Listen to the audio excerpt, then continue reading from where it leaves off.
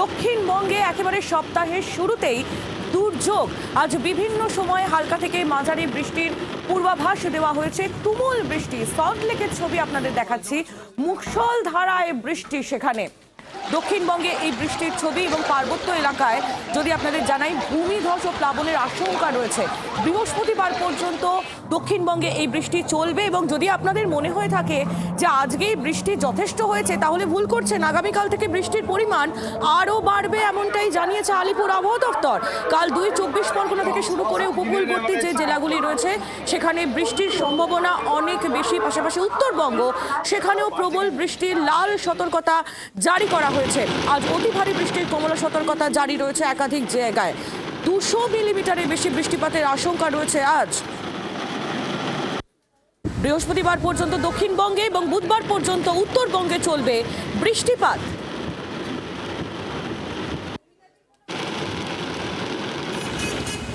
বিভিন্ন জায়গার ছবি তুলে ধরবো আপনাদের সামনে। বৃষ্টিতে কি অবস্থা বুঝতেই পারছেন, চারিদিকে জল জমে রয়েছে, জনজীবন কার্যত বিপর্যস্ত বলা যায়। সপ্তাহের প্রথম দিন, ব্যস্ততম এই দিনে রীতিমতো বাইরে বেরোনোর দায় হয়ে গিয়েছে। সকাল থেকেই মেঘলা আকাশ এবং তারপর কয়েক পশলা ভারী বৃষ্টি থেকে শুরু করে রীতিমতো দুর্যোগ শুরু হয়ে গিয়েছে দক্ষিণবঙ্গে। উত্তরবঙ্গের ক্ষেত্রেও তাই, সেখানেও বৃষ্টি চলছে এবং বৃষ্টির সতর্কতাও জারি করা হয়েছে। বিশেষ করে পার্বত্য এলাকায় সেখানে ভূমিধস ও প্লাবনের আশঙ্কা। ইতিমধ্যেই উত্তরবঙ্গের বেশ কিছু নদী সেগুলি বিপদের সীমার ওপর দিয়ে বইছে বলে খবর পাওয়া যাচ্ছে। দক্ষিণবঙ্গের পরিস্থিতিটা একটু দেখুন আমাদের প্রতিনিধির মাধ্যমে।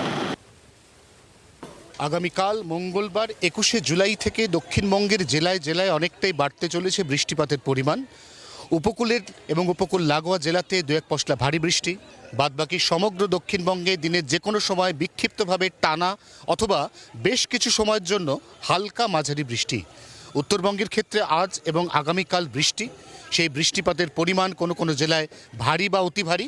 উত্তরবঙ্গে বুধবারের পর থেকে আনুপাতিক হারে কমবে বৃষ্টিপাতের পরিমাণ। বুধ, বৃহস্পতি, শুক্র উত্তর এবং দক্ষিণ উভয় বঙ্গে বৃষ্টিপাতের পরিমাণ কিছুটা কম থাকার সম্ভাবনা। উত্তরবঙ্গের শনিবার এবং রবিবার ফের বাড়বে বৃষ্টি। ২৪ ঘন্টার জন্য। ক্যামেরায় অরিন্দমের সঙ্গে অয়ন, কলকাতা। অয়নের প্রতিবেদনের দিকে আমরা নজর রেখেছিলাম। আমরা যোগাযোগ করেছি আমাদের প্রতিনিধি অয়ন ঘোষাল, এখন আমাদের সঙ্গেই রয়েছেন টেলিফোন লাইনে। অয়ন, তোমার প্রতিবেদন আমরা দেখছিলাম, সেখানে তুমি উল্লেখ করলে যে দুই বঙ্গের ক্ষেত্রেই বৃষ্টির সম্ভাবনা রয়েছে। আরো একটু বিস্তারিত যদি জানাও, কি কি প্রিকশন নেওয়া উচিত আমাদের? দেখো, ইতিমধ্যেই দক্ষিণবঙ্গে বজ্রপাতের প্রবণতার উল্লেখ রয়েছে আলিপুর আবহাওয়া দপ্তরের নাওকাস্টে, এবং এক্ষেত্রে আলিপুর আবহাওয়া দপ্তর বরাবরই দামিনী অ্যাপ ব্যবহার করে যেখানে যখন বজ্রপাত, সেখানে খোলা জায়গা থেকে মানুষকে নিরাপদে সরে থাকতে পরামর্শ বরাবরই দেন। উত্তরবঙ্গের ক্ষেত্রে যে প্রাকৃতিক বিপর্যয়, সেখানে কিন্তু খুব একটা সতর্কতামূলক ব্যবস্থা মানুষের পক্ষে নিয়ে লাভ নেই। কারণ উত্তরবঙ্গে প্রবল বর্ষণ, যে বর্ষণ ইতিমধ্যেই দফায় দফায় অতীতে ১৫ দিনে উত্তরবঙ্গের জনজীবন বিপর্যস্ত করেছে, সেই বৃষ্টি উত্তরবঙ্গে যদি আবার রিপিট হয়, তাহলে উত্তরবঙ্গের পার্বত্য এলাকায় ধস, উত্তরবঙ্গের নিচু এলাকায় জলস্ফীতি, নদীর জলস্তর বিপদসীমার উপর দিয়ে বওয়া এবং নিচু এলাকা প্লাবিত হওয়ার আশঙ্কা থাকে। যে আশঙ্কা অন্তত আগামীকাল মঙ্গলবার পর্যন্ত উত্তরবঙ্গের ক্ষেত্রে বহাল থাকছে। দক্ষিণবঙ্গের ক্ষেত্রে নিচু এলাকায় জল জমার সম্ভাবনা রয়েছে। দক্ষিণবঙ্গের শহরাঞ্চলের জরাজীর্ণ পুরনো বাড়ি অথবা পেভার ব্লকের কারণে খুব বেশি শক্তপোক্তভাবে গাঁথনি না থাকা গাছ, এগুলি ক্ষতিগ্রস্ত হতে পারে। বৃষ্টি এই মুহূর্তে কলকাতা সহ দক্ষিণবঙ্গের বিভিন্ন জায়গায় দফায় দফায় ঘুরিয়ে ফিরিয়ে হচ্ছে।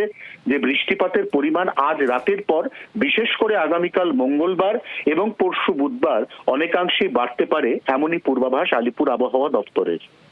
অয়ন, নজর রাখো। ধন্যবাদ তোমায়। অয়ন ঘোষাল আমাদের প্রতিনিধি ছিলেন আমাদের সঙ্গে টেলিফোন লাইনে, এবং যেমনটা আমাদের প্রতিনিধিও আপনাদের জানাচ্ছিলেন, দুই বঙ্গেই বৃষ্টির পূর্বাভাস রয়েছে এবং আগামীকাল থেকে এই বৃষ্টির পরিমাণ আরও বেশি হবে বলেই খবর পাওয়া যাচ্ছে। বিভিন্ন জায়গার ছবি আপনাদের দেখাচ্ছি।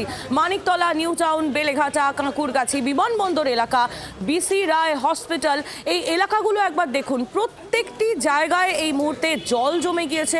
বৃষ্টির অভিঘাত এতটাই।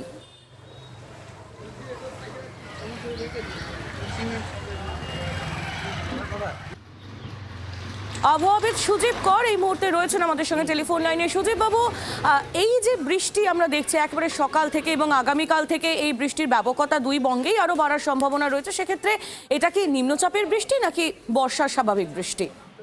না, একেবারেই বর্ষার স্বাভাবিক বৃষ্টি নয়, নিম্নচাপের বৃষ্টি। এবং এই মুহূর্তে ধানবাদ এবং ছোটনাগপুর মালভূমির ওপরে নিম্নচাপ অবস্থান করছে, যে কারণের জন্য বঙ্গোপসাগর থেকে প্রচুর পরিমাণে জলীয় বাষ্প প্রবেশ করেছে। আপনারা জানেন ভালো করে, এই বছর মৌসুমী বায়ু সঠিকভাবে প্রবেশ করতে পারেনি। বঙ্গোপসাগরের জলের তুলনামূলকভাবে উত্তাপ অনেকটা বেশি, যে কারণের জন্য মৌসুমী বায়ু অগ্রসর হতে পারছে না। কিন্তু এই নিম্নচাপ আকস্মিকভাবে বঙ্গোপসাগর থেকে প্রচুর পরিমাণে জলীয় বাষ্পকে টেনে নিয়ে এসেছে, যার ফলে আগামী 24 থেকে 48 ঘন্টা সমগ্র ওড়িশা, পশ্চিমবঙ্গ, ঝাড়খণ্ড, সমগ্র উত্তর পূর্ব ভারত, বাংলাদেশ এবং তার সাথে সাথে হিমালয় সংলগ্ন যে সমস্ত অঞ্চলগুলো রয়েছে, বিশেষত সিকিম হিমালয়, নেপাল হিমালয়, ভুটান হিমালয় এবং দার্জিলিং হিমালয়ে ভারী থেকে অতি ভারী বৃষ্টিপাতের একটা সম্ভাবনা দেখা যাচ্ছে এবং তার সাথে সাথে ভূমিধসের একটা প্রবল সম্ভাবনা কিন্তু তৈরি হচ্ছে। এই অবস্থা আগামী 24 থেকে 48 ঘন্টা থাকবে, তবে তারপরেও কিন্তু বৃষ্টিপাত এই মুহূর্তে সুজিতবাবু, থামবে না। একটু আপনাকে বিরত করে জানতে চাইবো, আপনি যেমনটা বলছিলেন যে হিমালয়ের এলাকায় বৃষ্টিপাত প্রবলভাবে হচ্ছে, সেক্ষেত্রে উত্তরবঙ্গের ক্ষেত্রেও তো কিছুটা বিপদ রয়েছে, কারণ সেই জল তো উত্তরবঙ্গে এসে নদীর জলস্তর বৃদ্ধি এবং তারপর আমরা দেখেছি প্রত্যেকবারেই বিশেষ করে এই ঘটনা ঘটে। এবারেও সেই সম্ভাবনা রয়েছে। ঠিকই বলেছেন, কারণ উত্তরবঙ্গের ক্ষেত্রেই কিন্তু একটা বিপদের সম্ভাবনা তৈরি হচ্ছে, কারণ যে ল্যান্ডস্লাইডের কথা বলছি সেটা দার্জিলিং এবং সমগ্র উত্তরবঙ্গের ক্ষেত্রেই প্রযোজ্য। এবং শুধু তাই নয়, সিকিম, নেপাল, ভুটান এই অঞ্চলগুলোতে অতিরিক্ত ভারী বৃষ্টিপাতের জল কিন্তু উত্তরবঙ্গের উপর দিয়েই ম্যাক্সিমামটা পাস করে, যার ফলে আলটিমেটলি নদীগুলোতে ভাঙনের একটা সম্ভাবনা থাকছে।